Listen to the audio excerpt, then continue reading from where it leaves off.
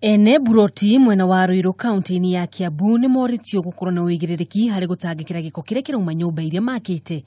Kuona ati nyingi wa buroti cia Gitambaya ikoretwo ikirekereria giko kiria kirauma nyumba-ini icio. Ni ukoretwo na thina munene wa buroti imwe ti ciothe iria ikoretwo ene makite na matire na septic thini wa buroti ciao.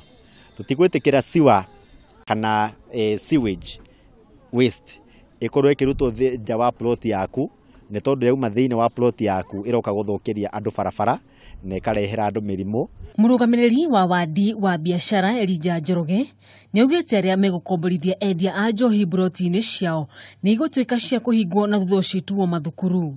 Mundu wothe ugukomborithia mundu wines and spirit na irafu kuria micii-ini nginya kiwe mwenyewe muigi wa kirafu thini waku wa kinyitwo ona mwene buroti megukorwo makinyitwo. Na tukihugukira kaunti-ini ya Embu amwe waria maruireire wiathi wa bururi miaka 55 mihituku ni moritie thirikari kumateithia na kumagaira mugunda wa mashani wa Nyayo kuona ati gutire kindu mari magunika nakio.